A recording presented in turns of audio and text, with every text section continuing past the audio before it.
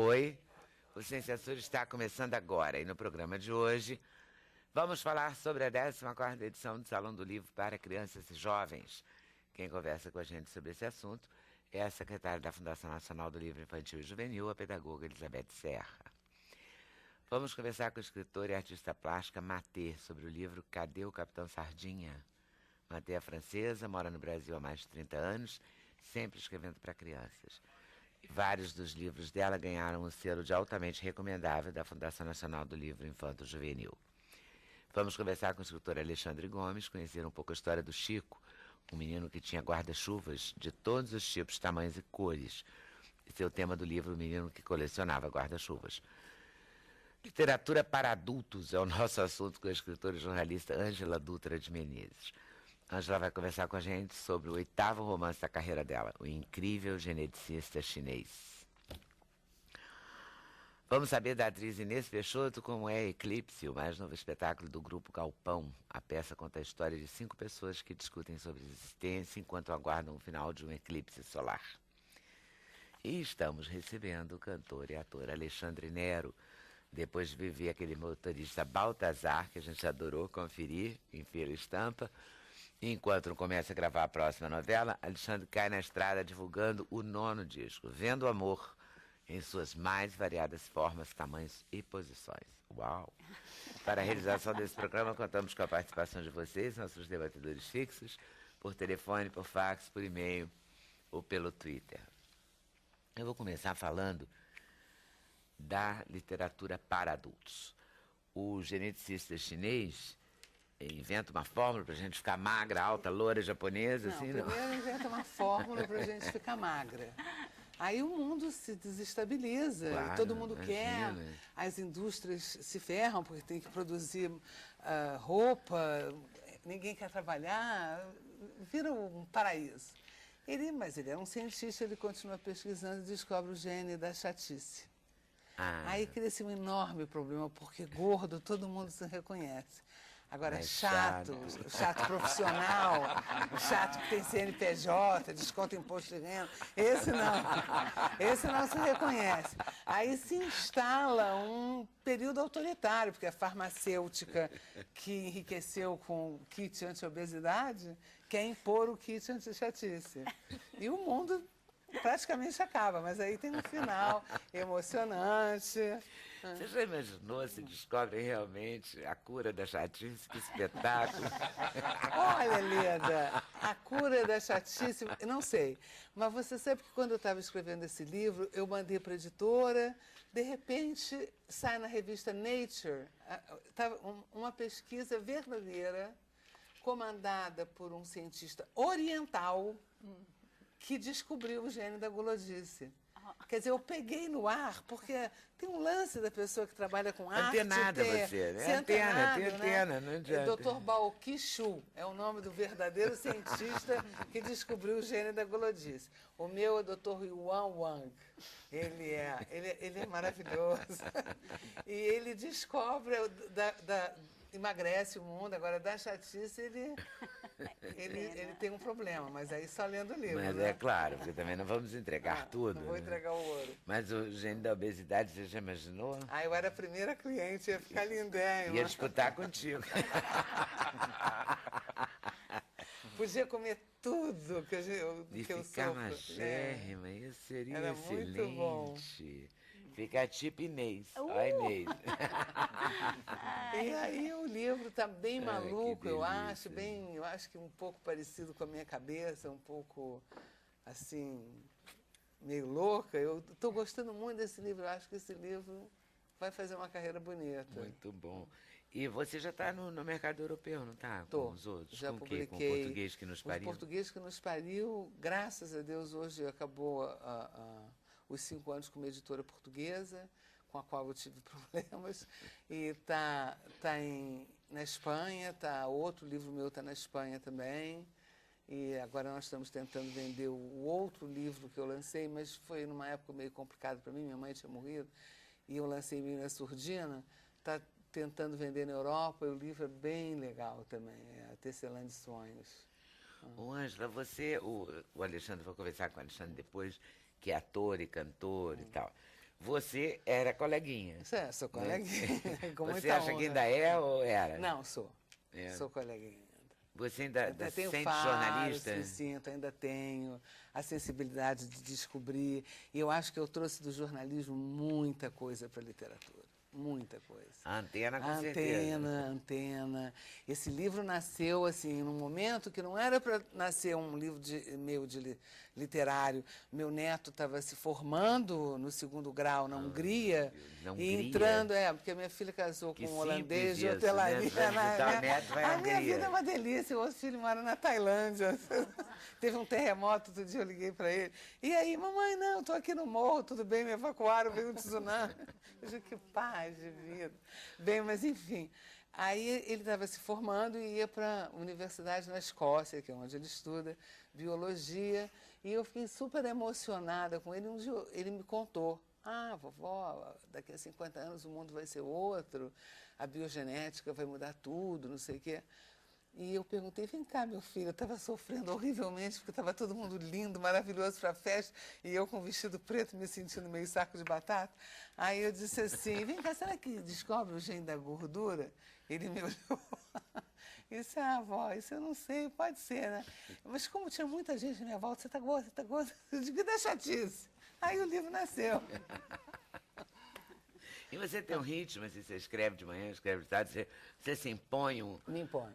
uma Até rotina? quando eu não estou escrevendo. Eu me imponho uma rotina. Mas aí eu acho que é do jornal. Porque a gente não volta para uma redação e diz para o editor, olha, infelizmente hoje não estou inspirado. Isso não existe. Não né? deu certo. Não deu certo. A gente faz.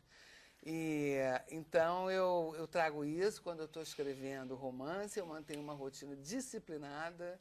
Quando a cabeça virou sopa de letrinha de noite, eu ligo num filme bem imbecil e aí a sopa de letrinha se desfaz, mas eu vou dormir e ainda leio. Qualquer coisa, mas leio. E no dia seguinte, novamente, a rotina de escrever. E agora, eu não estou escrevendo, mas eu faço contos, crônica, sempre treinando. Eu tenho um clube literário, o Clube da Letra, que eu frequento, sempre tenho que levar texto novo e é apresentado e é criticado. Então, isso é muito, muito bom para mim. Apresentado e criticado? Epa! Não mas isso a gente aprende. Nós, jornalistas, aprendemos muito cedo a ter o texto crucificado publicamente, né?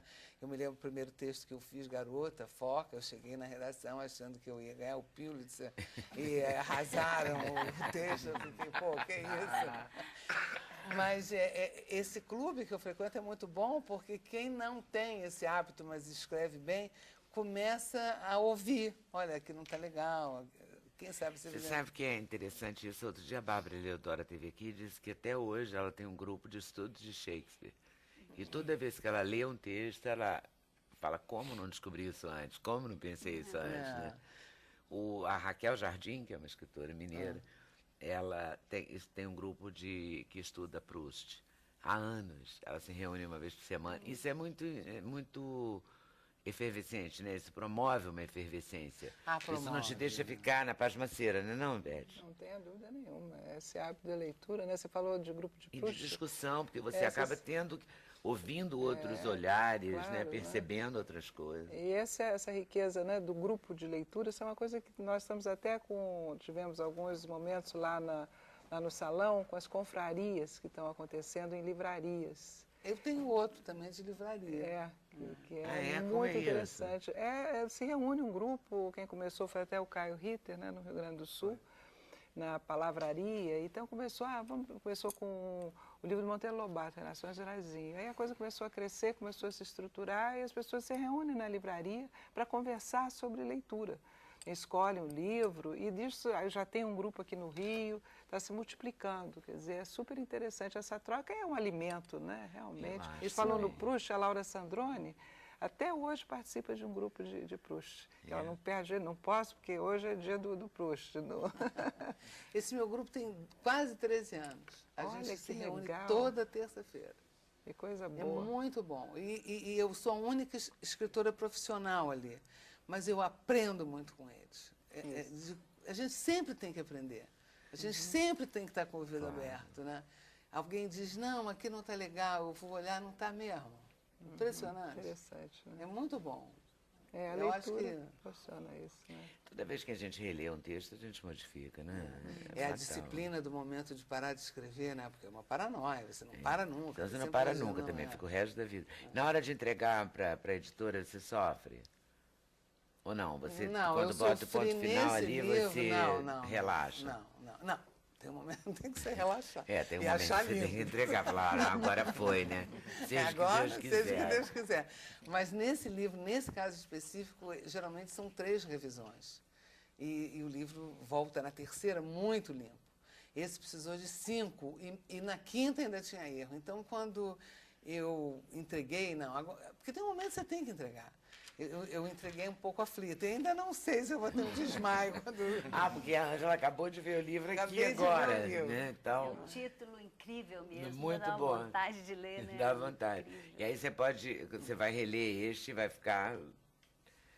Será que tem alguma coisa para mexer? Sempre não, tem, assim, sempre uma tem. coisinha, uma bobagem. Sempre Depois tem. que você Quem olha o escreve, texto que né? você escreveu, você fala, podia ter tirado Podia ter isso aqui, tirado. podia ter Sempre botado tem, assim. sempre tem. Podia, eternamente. Com você é assim, Matheus? Olha, acho que comigo é pior, porque eu acabo trabalhando o texto e a ilustração. Então, às vezes, eu começo com o texto, vou ilustrando, aí eu vejo que eu tenho que modificar o texto em função da ilustração. E, ao mesmo tempo, tem a questão do formato. Às vezes, você começa com um formato, aí já não, um outro formato ficaria melhor. Então, o livro, eu considero assim, ele é meio que... É uma obra, mas eu poderia ter feito esse livro daqui a alguns anos de uma outra forma, porque ele corresponde também ao momento, eu acho. Tem a ver com a minha cabeça nesse momento, com o que está acontecendo no mundo, enfim. E É uma com coisa você, meio Luciana? aberta. Eu tenho um problema assim que eu tento não... Toda vez que eu escrevo, que eu estou escrevendo um texto, que eu paro, vou fazer outra coisa e vou voltar para o texto para escrever, eu acabo mudando tudo. Então, assim, eu tenho que continuar escrevendo onde eu tinha parado, para não voltar a ler aquilo tudo que estava lá no começo. Porque se eu vou voltar a ler, eu vou mudar aqui, e eu vou revisando à medida que eu vou escrevendo, eu vou revisando. Isso leva dias.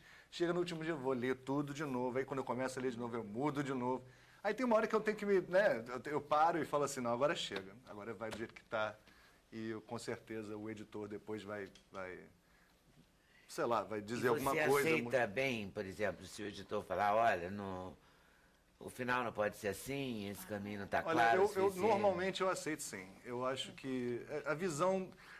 Eu não estou certo de tudo. Sabe aquele negócio? Você não tem razão, eu não sou o dono da razão e acho que às vezes depende do olhar de uma outra pessoa contribui. Agora, tem horas que não dá, né? Tem horas que você fica assim, não, peraí, mas essa não era o caminho que eu queria seguir, isso aqui não era o final que eu queria dar, esse personagem não pode terminar assim. Então, se você manter aquele caminho que você criou para o próprio livro e as mudanças forem coisas que não influenciam muito no que você se propôs para a história, eu acho que eu não tenho problema nenhum com isso. Tá perfeito.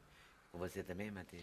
Olha, quando é uma crítica construtiva, eu gosto muito, porque eu acho que enriquece o trabalho. E, para mim, eu acho que um livro é um trabalho de equipe, não é só o autor, só o ilustrador, mas tem que Você ter... é a própria ilustradora dos seus sou textos? Também. Então, na Deixe-me ver verdade, esse eu livro. comecei como artista plástica, virei ilustradora e depois eu falei, não, tem histórias que eu quero contar e então vou começar a escrever. Eu vou arriscar. Então, o seu caminho foi diferente do modo... O seu começou escrevendo, O não? meu foi escrevendo. E qual que é a sua formação? Você já era artista plástica quando você começou a escrever? Não, então na França eu queria ser paleontóloga. Aí eu comecei com biologia, por isso que eu tenho esse gosto assim, pelo detalhe, a pesquisa científica. Aí eu vim parar no Brasil, aí me encantei e comecei a pintar. Aí virei artista plástica. Aí até hoje eu lembro, eu estava morando em Paraty na época, no começo dos anos 80, e eu participei de um workshop com o Rubens Gershman. E aí... Muito feliz. Eu acabei fazendo monitoria para o workshop dele, né? Aí toda feliz, né? Mostrei meus trabalhos, eu estava expondo na Casa Cultura de Paraty. Ele olhou assim, você é ilustradora. Na época eu fiquei, você não é artista plástica, você é ilustradora. Eu fiquei tão magoada, mas hoje em dia eu vejo que foi um cumprimento tão, né? Uma coisa tão bonita que ele me deu, mas hoje em dia que eu consigo Na hora não bateu isso, tão porque bem. o olho dele... Não, você tem narrativa, as suas imagens têm narrativas, realmente. Aí depois eu comecei a ilustrar E primeiro. como é que você veio parar no Brasil? Olha, é uma longa Apaixonou-se? história. Eu vim para passar 6 meses e me apaixonei mesmo pelo país, por uma pessoa em particular, tanto é que eu tenho um filho hoje, e pela natureza. Meu grande amor é pela natureza. E a virgem. natureza já está logo É. na abertura, Muito né? forte, Bem marcada, né? Muito forte. E aí você primeiro desenha ou primeiro escreve ou depende Não, aí nesse da hora? caso, não, primeiro eu escrevo, sempre começo pela história. Aí depois a gente vai recortando o texto, né? Eu vou recortando, porque a cada trecho Ah, que barato, adoro isso. surge uma imagem na mente. Aí depois tem que fazer casar essa imagem e esse texto, né? Interagir. Aí tem a questão das cores, né? Porque a cor que vai estar influenciando o clima emocional, né? E aí a questão do repertório. Esse livro, eu acho que ele é interessante porque ele fala de muitas culturas. Ele fala de um avô, né, que viajou muito pelo mundo e que trouxe muitos objetos muito estranhos, numa casa bem estranha também. Então a Esse criança... é o avô Sardinha. É, o Sardinha. Você sabe, posso fazer uma piadinha? Pode. Eu descobri muito por acaso que o primeiro bispo do Brasil se chamava Sardinha, o bispo Sardinha. E ele foi devorado pelos índios caetés, né? Segundo consta a lenda e tal. E o segundo bispo chamava Dom Pedro Leitão. Ele não foi devorado. Então, os índios gostavam mais de peixe, né? Acho que não gostaram muito de carne de porco. Carne de porco e o índio não se davam, né? É muito, acho que a criança gosta muito também disso, Da né? essa da brincadeira, surpresa, né? Da vejo ou não brincadeira. vejo, vejo ou não vejo. Desde pequenininho. Isso aqui ele é 3 a 7 anos. Tanto para aquela criança que ainda só vê a imagem, né, se encanta com a imagem, com o pai ou a mãe, enfim, o educador contando, até a criança que consegue ler e ler entre as entrelinhas, porque tem umas leituras subliminares aqui, tem signos para serem decifrados também. Por exemplo, no começo, tem a casa do Capitão Sardinha, tem um mastro com umas bandeiras. Aí tem uma bandeirinha azul com uma cruz branca, que significa, em linguagem marítima, meu barco está no porto. Então, tem umas coisinhas assim, para pesquisar, né? Ah, tá. Possibilita outros trabalhos. E você está no Brasil há 30 anos? Mais de 30 anos. Graças a Deus. Aqui aparece finalmente, né, o vovô. No final. No final também tem tudo na casa desse avô, né? Tem gato, tem cachorro, tem bolo, né? É bem a casa de avô mesmo. E você, São Alexandre, vários como é que tesourinhos começou a sua escondidos, história né? de escritor? Bem, eu já gostava de escrever já desde criança, né? Eu comecei como leitor, né? Que eu acho que todos começam lendo e brincando com o texto, porque o que acontece para mim toda leitura é uma brincadeira. Quando você vai, assim como escrever também né? Quando você brinca com bonecas ou com carrinho, você não está inventando uma história ao longo da brincadeira. Tá. Então você está sempre criando, né? Sempre fazendo arte desde pequenininho. E eu gostava de inventar histórias, então inventava histórias assim enormes. Eu pegava o cobertor de casa, botava assim em cima da cama, fazia cavernas, eu brincava com os monstros e o tiranossauro era amigo do cachorro, que era inimigo do carro, e juntava tudo isso. Isso eu sempre gostei de fazer. Aí quando foi final da década de 90, mais ou menos, eu me formei em Direito, né? Eu fui trabalhar em área jurídica de seguradoras, depois eu montei uma empresa de design. Aquilo tudo me chateou muito, mas eu fui montar uma empresa de design depois e trabalhei fazendo sites. Mas faltava isso, de criar, eu gostava da criação, né? O site você tem uma certa criação, você faz aquele negócio, o layout funcionar e tal, mas faltava a criação. E eu tinha alguns textos que eu escrevia assim à toa, que eu não fazia nada com eles. Aí um dia a gente se mudou, meus filhos nasceram, né? E quando criança nasce, você tem vontade de contar um monte de coisa para eles. E aí eu comecei vamos começar. Aí tinha uma história, toda vez que eles iam dormir, eu falava do carro velho que ficava na garagem. A Cris contava também, eu sou casado com uma ilustradora, e a gente ficava brincando aquela história do carro velho. E vai dormir, quer saber que história? Conta do carro velho que estava lá largado, abandonado e tal. Mas quando ninguém via, ele corria muito, né? Então as crianças adoravam escutar histórias, então cada vez a gente tinha que inventar histórias novas, porque eles gostavam. Aí a gente criou, eu já tinha criado algumas de véspera, depois eu fui criando mais, antes deles nascerem, depois eu fui criando mais. E em 2008 eu lancei o primeiro livro. E aí foi uma...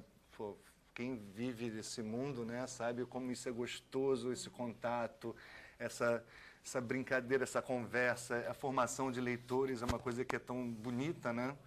E de lá para cá, eu fui, aí, sabe, esse negócio, a mosquinha, o bichinho me mordeu. Aí mordeu, foi, né? É, foi. Aí fui lançando um atrás do outro, quer dizer... Quantos você já tem?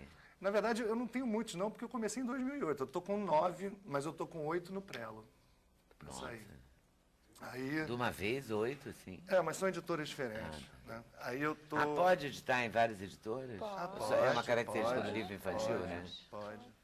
Aí eu tô com alguns aí para sair esse ano que vem. E eu tô bem feliz. Eu tô bem feliz com esse aqui que eu trouxe hoje aqui, que você tem aí. Os tais guarda-chuvas. O menino que coleciona guarda-chuvas. A ilustradora desse não é a sua mulher? Não, essa é a Bruna Assis Brasil. Muito talentosa, o trabalho dela ficou muito bonito mesmo. Eu tô... Poxa, a Globo fez um trabalho muito bacana aqui. Olha só como é bonito. É. A casa da avó, que tem piscina, tem quintal, tem porque varal. Na verdade essa história... Olha que lindo, olha, é muito bonita. Ela trabalha muito bem. Né? Ela trabalha muito bem, fiquei muito feliz com a escolha dela. Essa história, na verdade, ela nasceu de um dia que estava chovendo, era um dia chuvoso, e eu estava esperando o elevador que não chegava nunca, eu e meus filhos... com guarda-chuva na mão, né? Então a gente, não chegava, a gente ficava apertando o botão do elevador com guarda-chuva, daqui a pouco estava lutando espada com guarda-chuva, estava em tudo. E aquilo foi virando uma brincadeira outra, e eles também estavam gostando de criar. E a gente pode fazer isso com guarda-chuva. O guarda-chuva, o negócio era o gancho do pirata, eu falei, vou transformar isso numa história. E era bacana porque era uma época que estava jogando muito aquele negócio de videogame, sabe? Aqueles joguinhos, e eu queria trazer eles para uma coisa mais... Poxa, gente, se um guarda-chuva consegue fazer... a gente gastar essa tarde toda só, né, imaginando e criando. Vamos fazer outra coisa? Daí vamos pegar o cabide. E agora o cabide, o que a gente faz com o cabide? Para ver se larga um pouquinho aquele joguinho, né? E largaram. Largava? Largaram aquela tarde, né? A gente... claro, vamos voltar daqui a pouco. Mas... Daqui a pouco deve estar, essa hora deve estar no joguinho. Mas já é um ganho, né? Já é exatamente. Uma alternativa. Mas porque aí... o livro infantil, ele é saboroso, né? Ele é um criador de leitores, né? Ele é um facilitador dessa... ele é o criador de leitores, né? A história, que isso é tão antigo quanto a nossa história, né? A voz humana, né? A narrativa, ela estava dizendo da identificação, né? Que você faz uma narrativa, quer dizer, a ilustração, a diferença da ilustração, por exemplo, do ilustrador de livros para o artista plástico é essa, é a narrativa, né? Uma ilustração é de um artista, mas ela cria... o Gershman estava certo, é a questão da narrativa, que ao mesmo tempo você tem os acalantos. Hoje, né, lá no salão, nós temos uma biblioteca para bebês, né, já está no 3º ano, e evidentemente que lá não tem nenhuma atividade com o autor, mas a ideia é exatamente, quer dizer, os pais, os tios, os avós, os professores chegam, deixam o sapato, entram com a criança, para ela viver esse espaço de convívio com o livro, de escutar a voz, de sentar no chão. Quer dizer, é uma questão cultural que você, né, vai levar a cultura escrita por esse momento de prazer e de afeto também, né? E desde pequenininho, hoje se fala inclusive na barriga, quer dizer, você vai ler para a barriga, para o seu filho na barriga. Já existe isso há muito tempo, né? Então, sem dúvida, o livro, e é uma maravilha, né? Lá no salão a gente... Nossa, foi tão legal hoje. É muito legal. Quantos são os participantes do salão? Olha, são 12 dias, nós vamos ter 230 lançamentos e encontros com artistas, né, do livro, que são escritores e ilustradores, e são 200 profissionais, quer dizer, tanto escritores quanto ilustradores ao longo desses 12 dias. Vou fazer uma pergunta meio assim, que eu deveria saber até a resposta, mas não sei. Você já escreveu livros? Não. Não? Você faz esse salão há quantos anos, Beth? Então eu não estou Salão tão fora assim, né? Eu achei que ia dar um fora horrível. 14º ano do salão. 14º ano, 25 de fundação, né? E você nunca teve vontade? Nem tenho, você sabe. Eu me delicio tanto com o que eu vejo, vivo tanto a vida desses artistas todos, né? Dessa Mas produção. você deve receber uma quantidade enorme de livros. Não, né? porque a fundação a gente seleciona todos os anos, né, os livros que os editores mandam. E isso é um processo, nós temos uma biblioteca enorme, são 24 votantes no Brasil, que recebem também em casa. Então, eu, por exemplo, recebo também como votante, esse ano foram 1.300 livros. Né? Então, a gente vive, a casa né, é uma enorme biblioteca e é uma delícia. Então, a descoberta, você vê, olha esse autor novo, olha isso aqui, e a gente se reúne, troca. Então, o meu mundo é esse, é essa coisa da leitura, né? E acreditar na força desse objeto, né? Dessa coisa tão pequenininha. E esse lado leitor nunca te levou para o lado escrever? do escritor? Não, eu acho que não tenho o menor jeito, não tenho a menor vontade. A minha questão é mesmo estar... É uma coisa mais institucional mesmo, né? De levar para todos essa ideia da importância da biblioteca, da importância da leitura, para levar a leitura como direito. Você acha que isso melhorou no Brasil? Mas sem dúvida, é uma coisa impressionante. A gente comentava hoje, eu estava dando algumas entrevistas, né, essa pergunta é recorrente, e a gente com 14 salões no Rio de Janeiro, a gente consegue ver direitinho, tem um monte de criança que começou com 5 anos e que volta. Eu assisti uma cena, tinha uma autora lançando lá um livro para adolescente, ela tinha acabado, eu sentei para conversar com ela, de repente veio 5 adolescentes que devem usar Twitter e o Diabo 4, mas estavam com um livro na mão, livro grosso, não era pequeno, para, você é Socorro, por favor, assina o meu livro. Quer dizer, isso é maravilhoso, né? Quer dizer, é uma delícia você ver esse encantamento que é individual, que é coletivo, que é o partilhar, né? Então, realmente, a gente acredita muito nisso, sem desprezar essa modernidade toda, né? Que eu tenho netbook, tenho não sei o quê, só não uso Facebook, essas coisas eu não uso. Mas acho sensacional. Isso tudo agora é a leitura, é a formação humanista. Eu uso tudo, mas eu acho que o livro não é, Ângela. Nós o que você usamos, falou, né? Eu A Ângela também usa tudo. A feira está homenageando o Bartolomeu, né, Campos. Eu fiquei super feliz. Por isso que eu te conheço, por isso que eu estou reconhecendo você. E a gente sempre encontrava o Bartolomeu na Quixote, isso, uma agora que eu estou livraria que tem em identificando Belo você, Horizonte. Inês. Eu fiquei muito feliz. O Bartolomeu Engraçado, eu é um conheci grande o Bartolomeu numa livraria, agora não vou saber qual é a Eles falavam livraria. das confrarias e tal, acho que ele era um cara muito assim, de Livraria Eu sábado. conheci em Belo Horizonte, ele veio na aqui. Quixote. Mas eu conheci em Belo Horizonte, entrei numa livraria em Belo Horizonte, ele veio falar comigo. Eu não me lembro Era qual é a Quixote, livraria, eu sei a Quixote. rua que eu vou pagar agora. Mas achei linda. Mas, É a rua da Elvira Matilde. é a Quixote, é a Obrigada. Fernando Storino. Tem uma loja chamada Elvira Matilde, uma loja Ronaldo Fraga. Isso. Eu saí da Elvira minha Matilde. calça Ronaldo Fraga. É mesmo, eu saí da Elvira Matilde, que eu adoro, atravessei a rua, tinha uma livraria, entrei, ele estava na livraria. Isso, é Quixote. uma Ele querida ficava Tem um sempre café, lá, não tem? Isso, Eu fui tomar um café nessa livraria, Ele é uma pessoa comecei a muito conversar com especial, ele. E aí depois, logo, ele veio aqui, logo depois que ele veio aqui, E assim, ele escreveu, morreu. né, Mas ele tanto. é homenageado de vocês esse Homenageado. ano. Né? Foi assim, ele estava muito doente, a gente sabia, né? Você lembra que a gente Eu comentou? lembro. Quando ele Mas veio ele aqui, ele estava contou muito também. envolvido, e a gente Mas falava ele dedicou a sempre. vida inteira a isso. Ele dedicou e ele estava muito ligado ao Movimento Brasil Literário, né? Que é um movimento que a gente começou junto. E foi uma perda realmente difícil de substituir. Enfim, a nossa obrigação é fazer divulgar essa obra, tem uma obra exposição importante, sobre né? ele. E ele foi Ele veio candidato... lançar o que foi vermelho? Vermelho Amargo. Vermelho Amargo. O Que último- você leu, é um negócio assim... Muito pesado. forte, mas é lindo, forte, né? mas é Lindo, bonito. lindo, lindo. Ele foi indicado pela Fundação por 3 anos seguidos para o prêmio Hans Christian Andersen. E todas as vezes ele ficou entre os 5 melhores do mundo. E eu, aqui como brasileira, e, né, claro, acho que ele, se tivesse vivo, ele tinha ganho, não tenho dúvida nenhuma. Muito bom. E a gente quer que o Brasil, que não conhece, venha conhecer Bartolomeu, porque realmente é maravilhoso. E aí pode pesquisar na internet também, né? Para conhecer o... Pode pesquisar na internet, Ó, quem pode quiser ir comprar à os livros Fundação. dele, claro, Pois é, a né? gente está com uma Melhor. exposição lá belíssima sobre ele, tem informações, A gente está falando aqui do Bartolomeu Campos, né? Bartolomeu Campos Queiroz.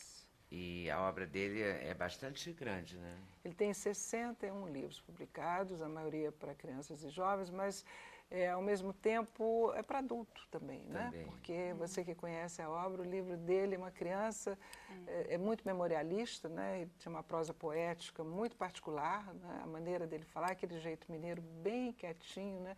Marina Colassante fez uma coluna sobre ele quando ele morreu, belíssima, né? Que a gente viu o Bartolomeu, quer dizer, ele começava, o que eu tenho para dizer? Não tenho nada para dizer. Então, aquela coisa pequenininha se levantando e era uma coisa absolutamente espetacular.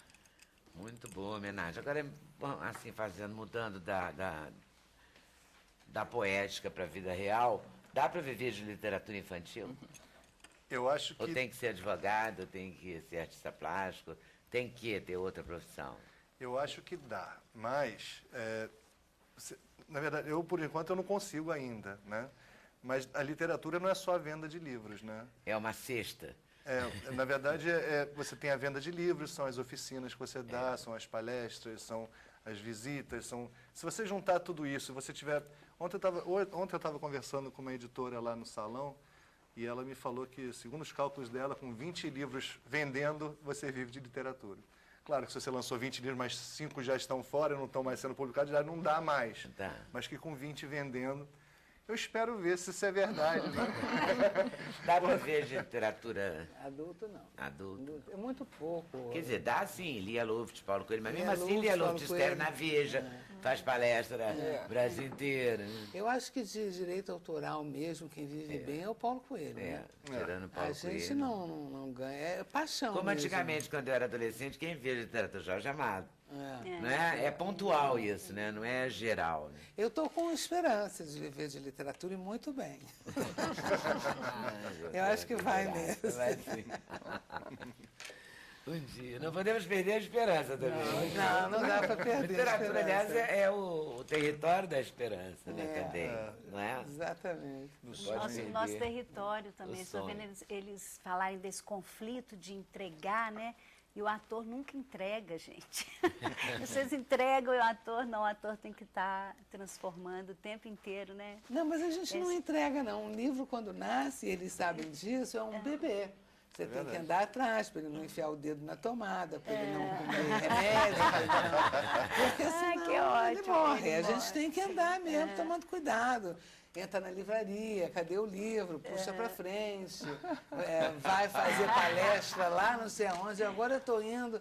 Como eu já falei não sei aonde, eu não vou dizer exatamente onde eu Não, vou. você fala depois. Mas é uma longura monumental, mas eu vou. E sem contar que há vários que são abortados no caminho, né? Aquelas ideias que vieram quase se transformaram em livro, mas você teve que parar para fazer outra coisa, para escrever outro e tal. Então, aquelas ideias. Mas também tem uma vantagem, você pode retomar depois. Mas daí Em nunca outro dá momento, tempo, porque outras né? ideias Não, eu surgem acho que também, talvez né? seja diferente a literatura de adulto da literatura infantil. Sem dúvida. Porque eu, quando pego uma ideia, eu não perco. Ela vai. Tenho um amigo escritor que estava sofrendo com... Eu digo, olha, é igualzinho um parto. Tem um momento que coroa a criança. Aí não tem jeito. Vai ter que sair. Vai ter que sair. Dali ela não pode De algum ficar. jeito. Então, até esse momento a gente sofre, porque o que isso, o que não... De repente o livro vai, e ele vai, você nem para pensar. Ele anda sozinho, você só faz escrever. É uma coisa... Você entra num estágio outro, mental, emocional. Então não tem esse negócio de perder. Eu nunca... Eu acho que se eu tivesse que perder uma ideia, eu teria a sensação de abandonar um filho na chuva de noite, porque eu não posso levar. Eu ia entrar em desespero. Não, as minhas ideias, quando vieram, todas viraram livro. E elas vêm assim, aleatoriamente, quer dizer, o Drummond dizia assim, que ele estava no ônibus, por exemplo, ele andava de ônibus, ele anotava num pedacinho de papel, assim. Eu sabe? tenho uma caderneta. A primeira ideia do poema, sabe? Uma primeira frase, uma palavra. Uma coisa que te toca de alguma forma. Depois você vai trabalhar ou não. Não, eu trabalho assim, eu tenho na bolsa, em qualquer bolsa minha, tem sempre um caderninho, de repente pode pintar uma ideia. Eu tenho na mesinha de cabeceira, porque às vezes você acorda de noite com a ideia. Mas depois que ela nasce, por exemplo, me perguntaram por que ele é chinês. Não tenho a menor ideia. Ele nasceu chinês, eu não podia impedir que ele fosse chinês. Aí eu digo, mas como é que eu vou trabalhar com chinês, meu Deus do céu? Eu não tenho a menor ideia. Aí fiquei sofrendo, aí estava trabalho de parto, ainda não tinha chegado. De repente, eu digo, já sei, tem um narrador chinês que conhece ele. E aí apresentei, sentei no computador e o livro saiu. Então, um intervalo e voltamos já já. Sem Censura, um programa da TV Brasil.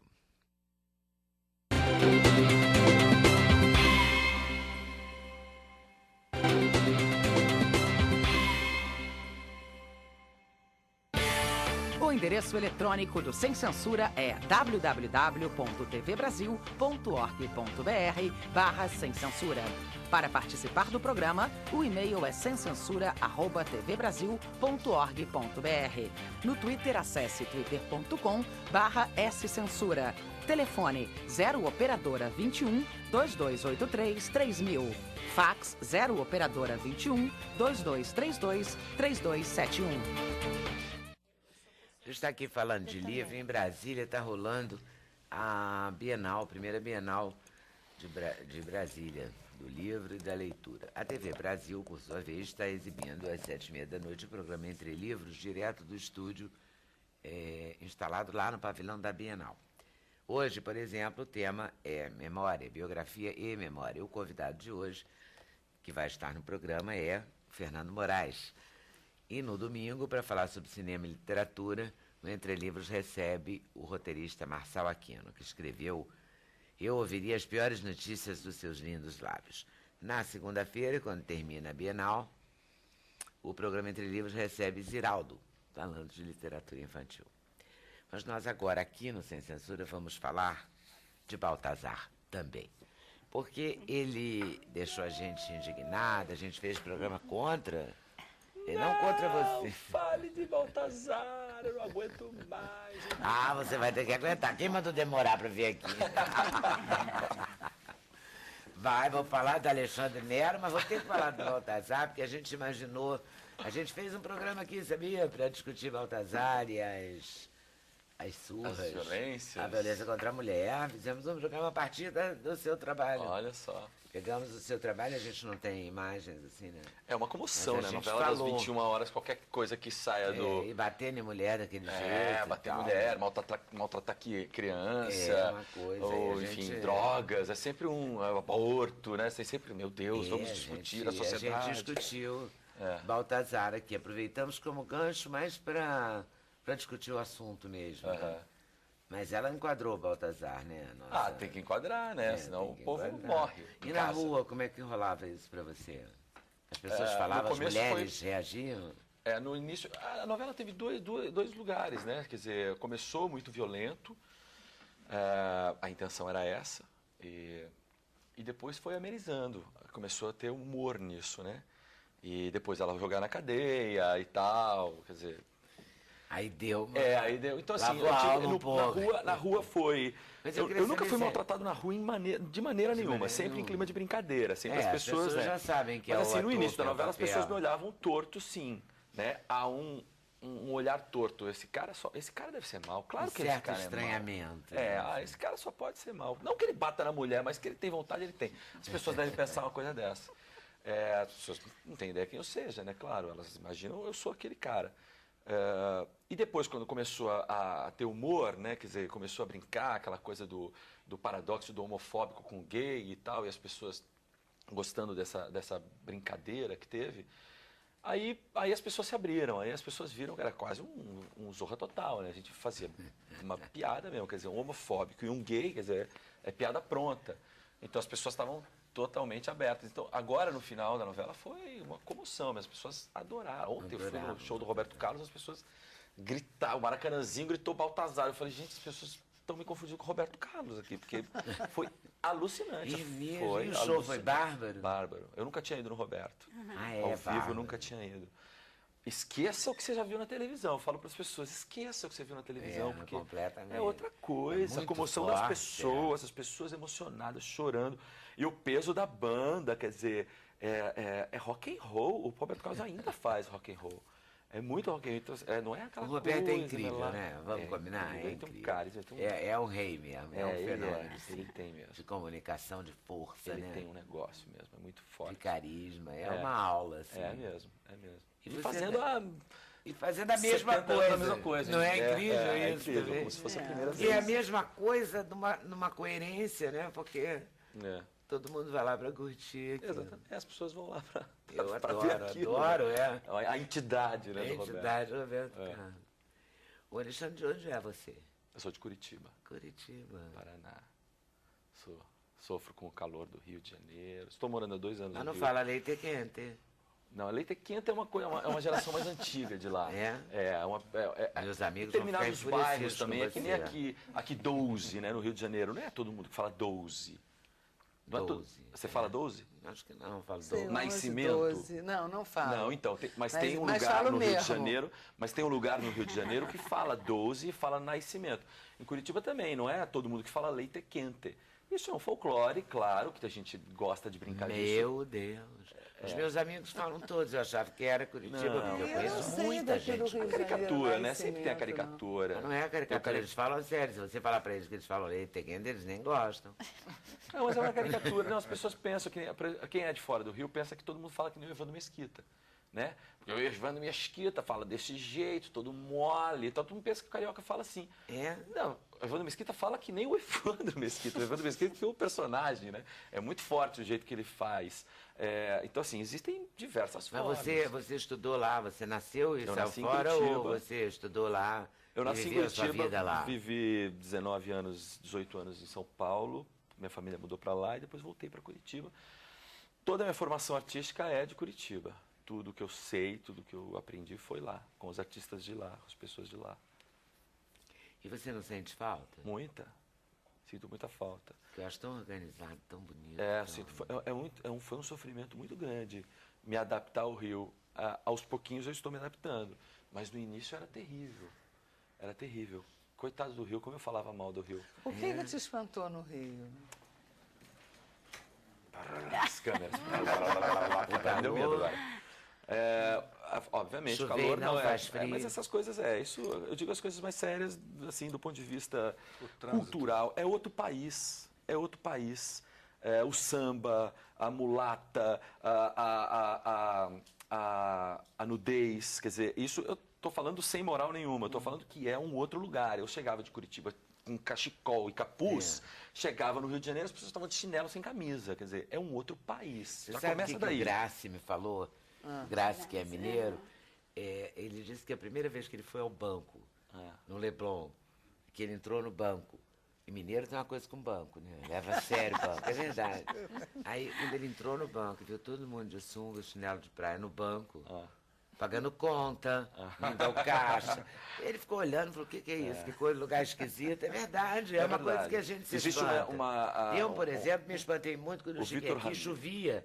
Você Eu mora aqui botava também? eu sou mineira. Eu botava um casaco. Porque em Minas Gerais, toda vez que chove, esfria.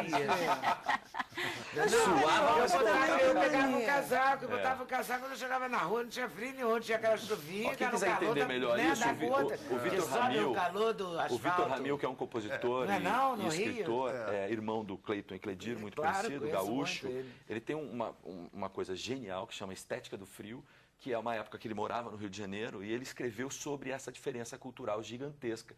Ele começa assim, eu estou aqui no meu hotel, assistindo o carnaval na televisão, e esse país que eu estou vendo na televisão não é meu. Aquilo não faz parte do país dele, entendeu? Ele nunca viu aquilo na vida. É um outro lugar, culturalmente é diferente. E é claro que aí tem as picuinhas que eu tinha de, o Rio de Janeiro é uma coisa complicada, né? É a cidade do jeitinho brasileiro, então tudo pode. Para o carro aqui, mas é proibido, deixa o carro aí, ninguém vai... É uma loucura essa coisa do jeitinho, faz um pouco aqui, não, deixa mais um pouco, marcamos às 9 horas, as pessoas chegam às 10, é uma coisa louca que não existe em Curitiba, entendeu? É uma coisa, lá em Curitiba é uma coisa organizada, assim, tudo, às vezes até demais, porque aí vira quase um policiamento, assim, né? Uma coisa meio militar. Mas são diferenças... você não sente, não, Ângela? De que Você é carioca. Sou né? carioca. Mas você casou com um mineiro. Eu tive Você um longo tempo Teve um casada longo com tempo em mineiro. Minas Gerais na sua vida. Tenho história. Meu filho nasceu em Minas Gerais. Não tem umas uma coisas história. diferentes? Tem O Zé umas coisas Maia bem Eu acho diferentes. Minas, assim, quem melhor define foi uma tia que eu conheci antiga em Minas Gerais, que dizia, Minas dá status. A gente tem que nascer em Minas e cair fora. Porque Minas tem uma áurea, tem Todo lugar tem. É muito Você pensa em charmoso. Curitiba, por exemplo. É bonito, é organizado, aquela coisa do ônibus funcionar, do ponto de ônibus funcionar. É bacana aquilo.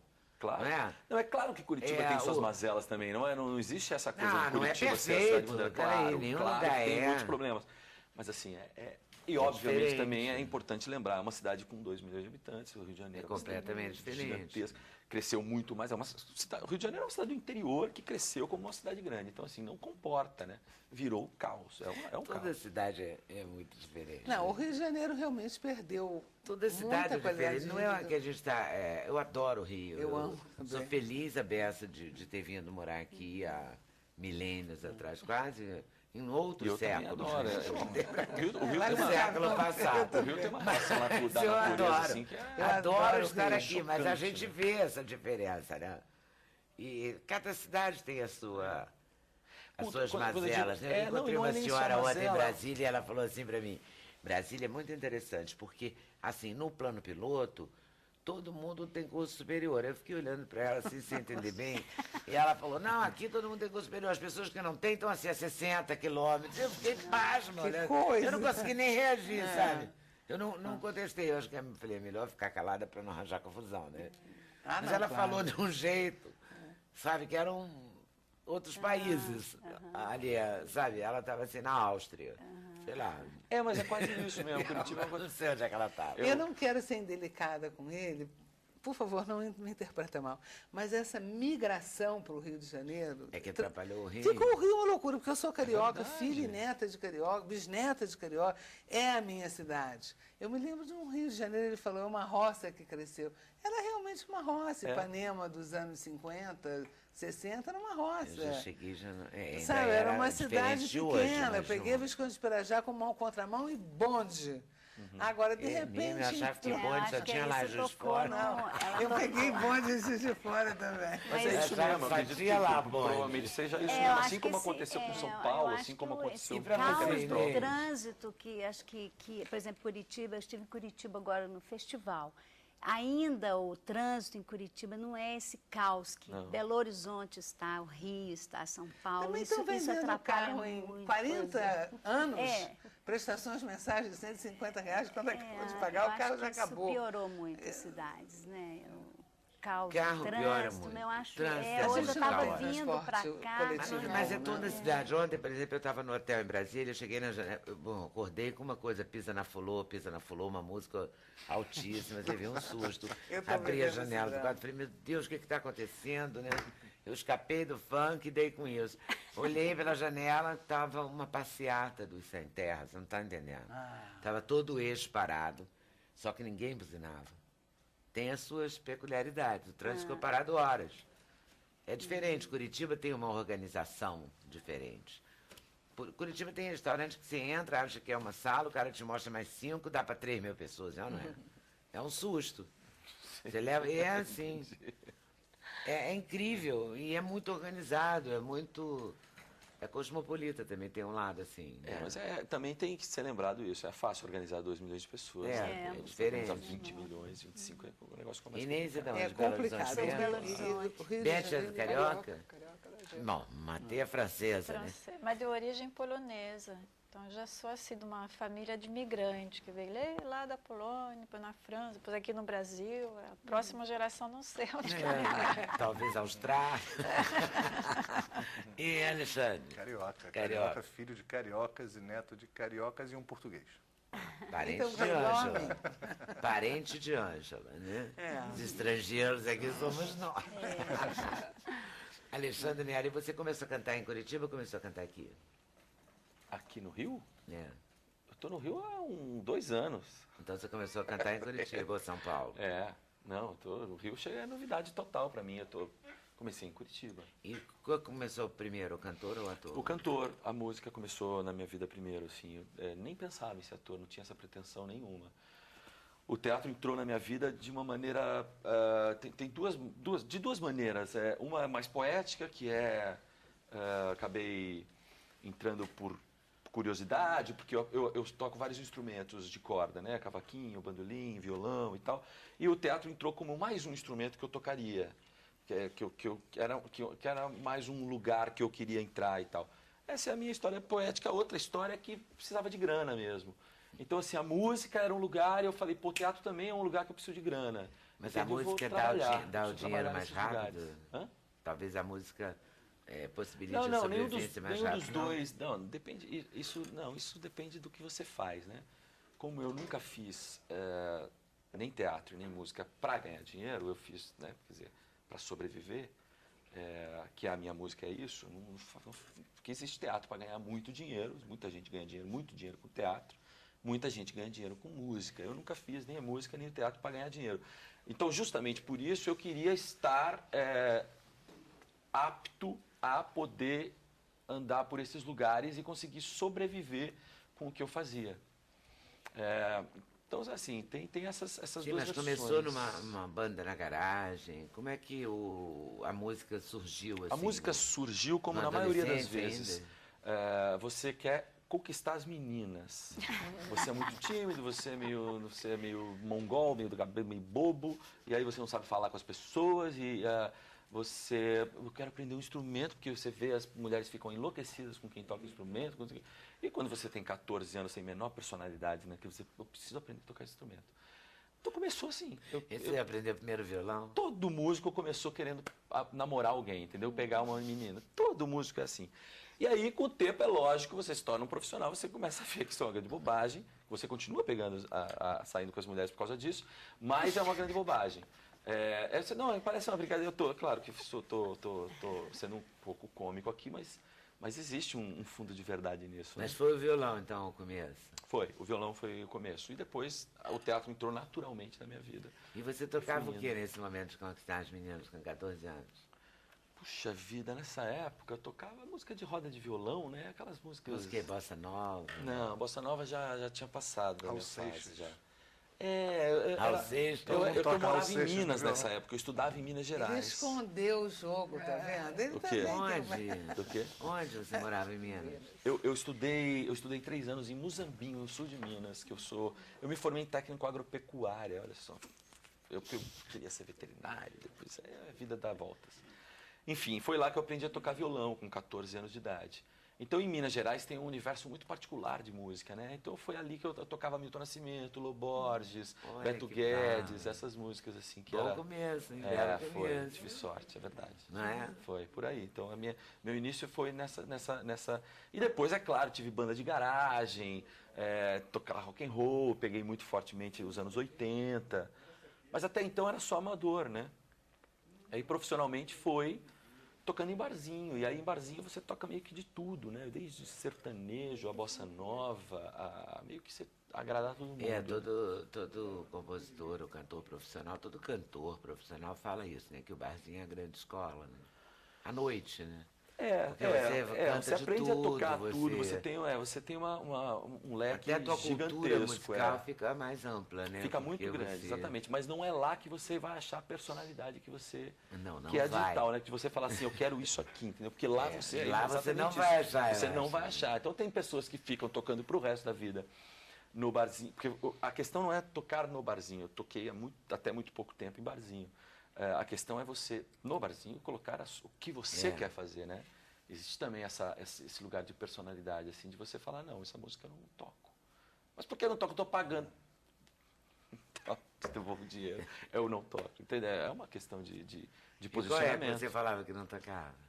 E qual que você não tocava mesmo? Mas não é porque eu não tocava porque eu não gostava, é porque eu tocava porque não... Porque assim, aí é que tá, quando você está tocando na noite, você tem que olhar a maioria das pessoas que estão ali. Quer dizer, não é porque uma pessoa pediu tal música, vai acabar com as outras 800 pessoas. Quer dizer, você vai derrubar 800 pessoas que você está tocando, né? Quer dizer, você tem que...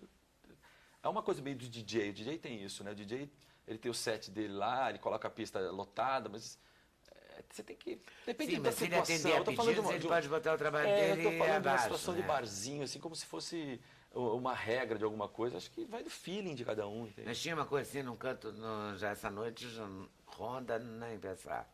Já toquei 3 vezes, chega. Não, eu tocava tinha, uma vez, não tocava mais. Eu tinha essa...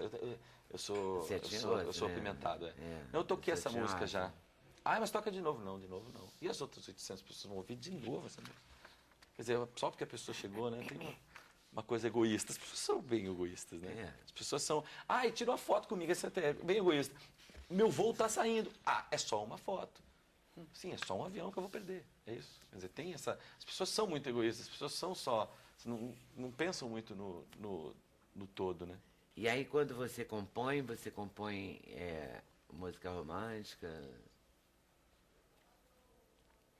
Não. Esse disco, eu nunca compus música romântica, eu sempre tive problema com a palavra amor, assim, sabe? Porque eu sempre, como diz vou citar novamente o filósofo e humorista Dino Cantelli, ele diz que o amor criou muito mais músicas ruins do que casais felizes. Eu adoro essa frase. Então, assim, eu sempre tive o maior preconceito com música de amor. Eu sempre achei músicas de amor muito cafonas, muito bregas. Então, assim, foi pensando nisso que eu fiz esse disco de amor. Eu falei, será que o amor tem que ser sempre essa coisa melosa, melada? Será que não existe um outro lugar que a gente possa falar sobre esse tema? Porque normalmente quando se fala de amor, fala-se de romântico. E aí a gente esquece que o romantismo, o romântico, o amor romântico é uma coisa nova. O amor romântico não existiu a vida toda. É uma coisa muito próxima da gente, quer dizer, é uma coisa que vem, inclusive eu gravei Carinhoso do Pixinguinha e do João de Barros justamente por isso, porque o Carinhoso é uma música, a primeira música que é reconhecida como música gravada de amor romântico. Porque o amor romântico começou, assim, pós-Revolução Francesa, ali já tinham escritores que já se falavam um pouco desse... Quando eu falo amor romântico, é esse amor, morro por você, para o resto da vida eu vou ficar com você. O amor antes era negócio, né? As pessoas se casavam por negócio e não tinha muita escolha, era por reprodução ou qualquer outra coisa. Essa coisa do amor, dessa coisa de... o respiro, o suspiro. Então, na música brasileira, o Carinhoso é conhecido como a primeira música, ou uma das primeiras emblemáticas a se falar desse amor romântico. E nesse disco, é maravilhosa, maravilhosa. Nesse disco, eu tento, de alguma forma, pretensiosamente, né? Pretendo fazer, explanar outros tipos de amor, que sejam o amor ao próximo, o amor da gentileza, o amor sabe, de pai, mãe, filho, amigos ou qualquer outra coisa, porque normalmente amor, ou o meu trabalho, ou a natureza, ou a minha vida, porque quando você fala, gravei um disco de amor, ai, que pessoa romântica. O que não tem problema de ser romântico, mas não é, amor não é só romântico, né? Só isso que eu tento colocar aí. Por isso, essa continuidade do título aí de Vendo Amor em suas mais variadas formas, tamanhos e posições. Tento explanar. A coisa da posição é a coisa... Eu falo de sexo aí abertamente, num poema do Domingos de Oliveira, que é abertamente, é o tipo de poesia contemporânea que vai direto no assunto, que não tem muita firula, né? Não tem muita enrolação, vai direto no assunto sexual, que eu acho maravilhoso. Então, assim, tenta explanar diversos outros caminhos. Eu tentei buscar outros caminhos para essa palavra tão desgastada na música brasileira, né? O amor. É isso. E você pretende cantar o Love, Leve, Love? Eu pretendo. Então, vamos? Vou tocar, então. Depois desse discurso odioso, ele vai falar uma de amor, né? Depois desse discurso odioso de falar contra o amor, né? Do amor romântico, ele vai cantar o amor. Por isso que eu pensei, falei, será que ele vai mudar de ideia? Porque a minha ficha está dizendo que você vai cantar isso. Não, mas é isso aí mesmo. Falei, a intenção, ele, né, a intenção de tentar falar de... Enfim, vamos lá. Deixa eu tocar, então. Para vender o disco. O que é o amor e onde vai dar? Será que está na sala de estar? Correndo pelo corredor interruptor, desperdiçado na dispensa. O amor está em quem já deu, em quem doou, em quem doeu. Está onde é céu, onde amar não há meu, onde Deus ama a teu, Deus do seu. É só o amor que move, lave, leve, lave minha água de chuva, leve-me pra ver o mar, e love me. É só o amor que move, lave, leve, lave minha água de chuva, leve-me pra ver o mar, love me. O amor está em quem já deu, em quem doou, em quem doeu. Está onde há céu, onde amar não há meu, onde Deus ama a teu, a Deus do seu. É só o amor, é só o amor que move. Lave, leve, lave-me em água de chuva, leve-me pra ver o mar e love me. É só o amor, é só o amor que move. Lave, leve, lave-me em água de chuva, leve-me pra ver o mar e love.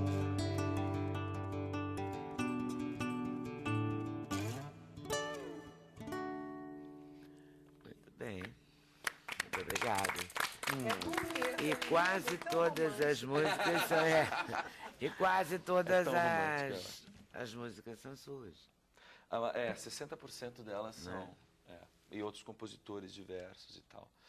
Sim, mas é romântico porque a gente tem essa visão já romântica do amor, sabe? A gente já tem, quer dizer, não necessariamente, o que eu quero dizer, cada um tem a sua visão do amor, mas o que eu quero é que não necessariamente esse amor eu esteja cantando para alguém, eu posso estar cantando para o mundo, entende? É isso que eu tento levantar, assim, de alguma forma. Ok, mas eu não me imaginei lavando roupa na máquina, nem refogando arroz ouvindo essa música. É uma música que cria todo um clima, ela é bonita, ela é romântica. Claro. Não, é que o romântico... Não, eu sei, é que essa palavra romântico, eu já vou... Quando eu ouço essa palavra romântico, já entra muito mais na coisa, sei lá, didática, não sei se é essa palavra, não sei, porque tem a visão romântica, né, que é plumas, paetês e mágica e leveza. Isso é uma visão, mas existe uma outra coisa que é mais histórica mesmo, entende? Que é a questão do eterno, do amor eterno, Eu gravei o Não Aprendi a Dizer Adeus aqui nesse disco, que é uma música que fala de separação, que foi um grande sucesso na voz do Leandro Leonardo. E eu fiz um arranjo muito diferente. É linda essa música. A maioria das pessoas achava essa cafona, brega. A gente fez um arranjo que mostrou para as pessoas, nossa, essa música é linda. E ela fala de uma separação extremamente positiva, extremamente otimista, ou seja, é uma separação que ninguém está sofrendo. É uma separação, na verdade, não é um sofrimento, sim uma cura. Entende? Uma separação, e muitas vezes é uma cura. As pessoas estão se curando umas das outras, porque está fazendo mal aquilo. Sei lá, na Suécia, né? Oi? Uma separação assim que é uma cura, que não é um sofrimento, é da Suécia. Por quê? Sei lá, a gente é latino, eu sempre não, acho que a gente tem esse momento, quando mas depois... separa é dramático. Então a hora sim, claro. Não, sempre depois até pode ficar fino, né? Depois né? Ó, é intervalo que a gente volta já. E volto conversando com a Inês sobre o Eclipse, que é o trabalho mais recente do Grupo Galpão. Ok? Sem Censura, um programa da TV Brasil.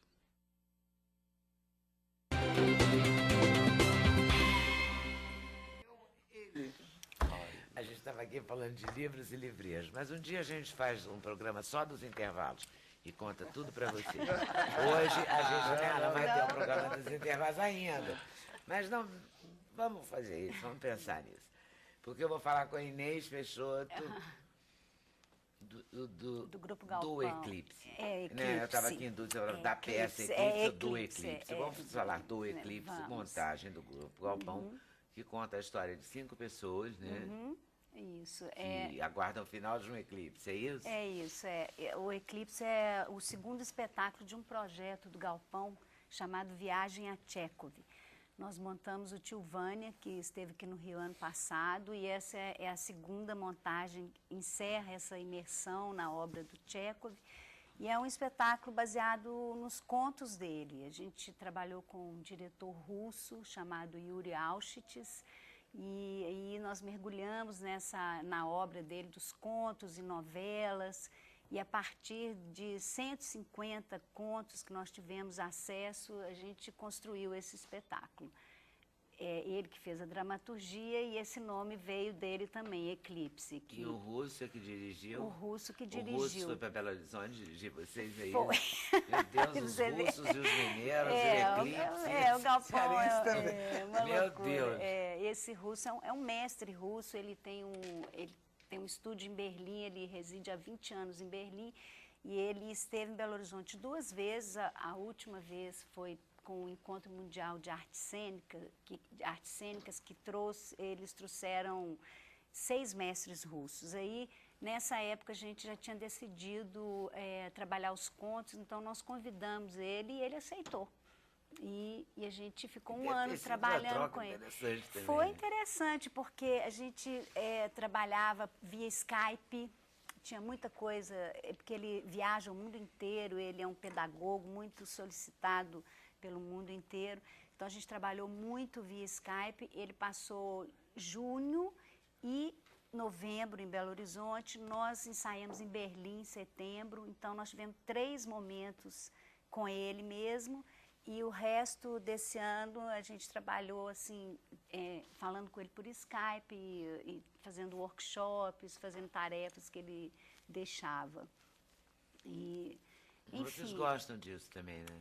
Nós gostamos. O Galpão é um grupo formado só de atores, então assim, a gente tem uma inquietação, sempre buscando novos parceiros, novos diretores. A gente não tem um diretor, né? O grupo não existe direção, espetáculos foram dirigidos pelos atores, tem alguns diretores dentro, mas a gente não tem a figura de um diretor. Então, o grande barato do grupo é estar sempre tentando esses encontros. Eu acho que o grande barato do grupo deve ser como é que isso tudo se dá sem um diretor, né? Assim, aí a caracterizado gente, como tal, né? Assim, porque aí numa tudo plataforma superior. É tudo discutido em reuniões, até a gente decidir quem que a gente vai chamar para dirigir, qual será o novo projeto. Dá briga. Enfim. Muita briga. Mas sempre a briga maioria, boa, né? Briga da boa, né? Briga da boa, discussão artística, né? Do que a gente está querendo, enfim. Mas tudo discutido entre os 13. Também o barato é que quando chega na conclusão, né? No produto final, deve ser uma barata, né? Porque todo mundo participou de todas as etapas. Sim, é isso também. Inclusive das brigas. A gente sente assim, né, que somos donos daquilo desde da sua gênese, né? Assim, isso é muito bonito no grupo também, porque inclusive a gente trabalha muito com cada diretor que a gente convida. A gente faz muito workshops em cima das obras que são propostas, então a gente tem a participação muito ativa dos atores em todos os processos. Assim, a gente segura o nosso touro pelo chifre, assim, também a gente não entrega, não, a gente está junto com o diretor, assim, é uma força grande que o grupo tem. Assim. É bacana, e a gente tem imagem, não tem? O Eclipse estreia hoje aqui. Ó. Se tiver som, melhora. Depois de ter sido insultada, de ter sido chamada de canalha, os senhores hão de convir que não é possível mais ficarmos juntos. Perfeitamente. Bom, eu estou indo embora. Eu gostaria de me despedir. Eu acho que nós não nos veremos mais. Harold.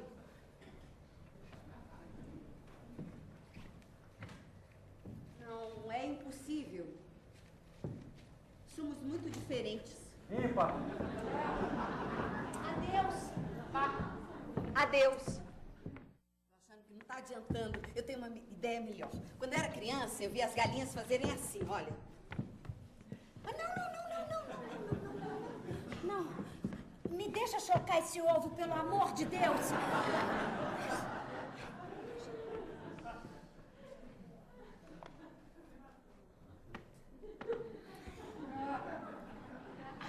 Dá uma beiradinha aí.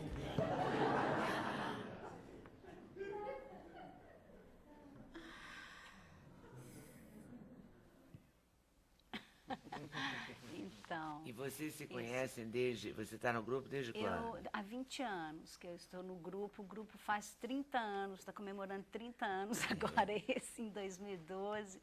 A gente vamos comemorar 30 anos, já estamos preparando aí o que, né, nossas comemorações. E elas começam quando? Olha, na verdade, o start assim, vai ser em Londres, porque a gente tem uma montagem do Romeu e Julieta, chique, é muito legal isso. A gente tem uma montagem do Romeu e Julieta dirigida pelo Gabriel Vilela. Adoro! Que é sensacional, né, o Gabriel. E a gente esteve no Globe em 2000, apresentando com... Você assistiu? Estou rindo porque eu me lembrei que o Gabriel Vilela uma vez me deu uma entrevista e disse que queria montar as 3 irmãs num galinheiro. Que ótimo, que ótimo. A gente fez as 3 irmãs com Coutinho no cinema. O Moscou é meio que uma imersão nas 3 irmãs. Então, aí o Romeu e Julieta foi convidado para as Olimpíadas Culturais em Londres agora. O Shakespeare escreveu 37 peças, eles escolheram uma montagem de cada lugar do mundo e o Romeu e Julieta foi do Brasil, nos convidaram novamente. Aí vai ser, né, o início dessas comemorações, com essa apresentação em Londres, 3 apresentações nessas Olimpíadas. Mas aqui no Rio vocês ficam até quando? Aqui a gente está com o Eclipse, a gente fica até o dia 6 de maio.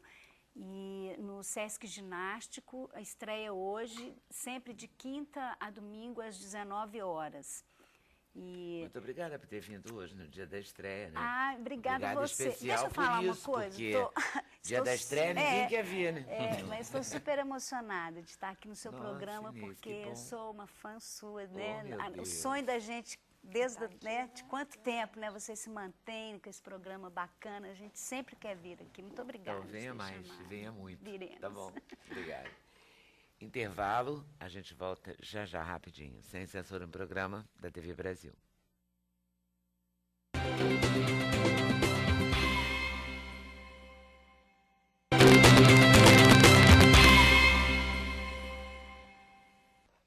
Então, o intervalo foi animado, tá? Se é que vocês querem saber. Queria agradecer ao André Dias, valeu André, pela liberação da presença do ator Alexandre Nero aqui no Sem Censura, super valeu.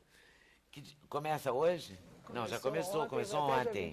Vai até o dia 29. Tem autógrafo, eu vi a programação, tem autógrafo todo dia, lançamento todo dia, né? Amanhã tem Ziraldo, domingo tem Ana Maria Machado. Ziraldo bomba, né? Amanhã aqui, segunda-feira em Brasília. Tá que tá. Estava em Bogotá no início da semana. Ziraldo continua tá que tá, né? Porque ele sempre esteve.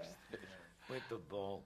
São 230 ou 240 títulos? E 200 artistas, como eu falei. Quer dizer, e nós estamos aqui lançando o Alexandre Gomes, e a ilustração de Bruno Assis Brasil, o menino que coleciona guarda-chuvas. Cadê o Capitão Sardinha, que é escrito e ilustrado pela Matea. Né? Mas vocês vão conhecer os outros 228 lá. Né? De vez em quando a gente traz aqui. O Grupo Galpão estreia hoje. No Sesc Ginástico, que é na Avenida às 19 horas, na Graça Aranha. E até 6 de maio, de quinta a domingo. Até 6 de maio. Trazer outro aqui do Galpão, porque hoje vinha mais um, né? Vinha mais um, mas ele teve um outro compromisso. Então, depois mais, obrigada, isso é ótimo. Nossa Ângela Dutra de Menezes lançando um incrível geneticista chinês, a editora Record, nas melhores casas do ramo, mas o autógrafo é de 25. Dia 25, na Travessa do Leblon. Aqui no Rio. Aqui no Rio. Depois, Europa, França e Bahia. Alexandre Nero também está fazendo o mundo aqui, né? A partir, né? Com esse CD, não tá? Vou pegar, como é que é? Ressaquinha, Minas Gerais, vou pegar aqueles lugares. Vai, todos. Dia 24, terça-feira agora, tô fazendo um pocket show lá na FENAC, do Shopping da Barra, aqui no Rio. Na Barra Shopping. Muito bem. E estará numa cidade perto de você? Logo. Não vai dar nem tempo, porque no final do mês agora eu gravo o DVD desse CD lá em Curitiba, eu gravo o DVD e já emendo a próxima novela, né? Qual que é a próxima? Da Glória. Ah, você está no Salve Jorge? Tô. Já sabe alguma coisa, não? Bem pouco. Sei que não vou bater em mulheres, já é muito pouco. É o que me importa agora. Então, vou pedir para você fazer mais uma, tá? Para encerrar para mim. Pode ser? Bom. Qual vai ser? Qual vai ser? Filosofando? Pode ser? Você que sabe, aqui você decide. Filosofando, então. Obrigada a vocês por terem vindo. Obrigada a vocês por estarem nos assistindo. Boa tarde, boa noite. Lembrando que tem reprise. Avisa todo mundo que você conhece que é Insone, que começa 2 da manhã, ok? Valeu, bom final de semana ao som de Alexandre Melo. Essa música chama-se Música para Subir Letreiros, é ótimo. Não, vai interessante aquele passarinho, devagar, quase pairando. Interessante aquele passarinho que pelo espaço imenso adeja. Não tem nada, porque nada deseja. A terra verde é sua, o céu azul é seu. Interessante aquele passarinho, tem muito mais que eu.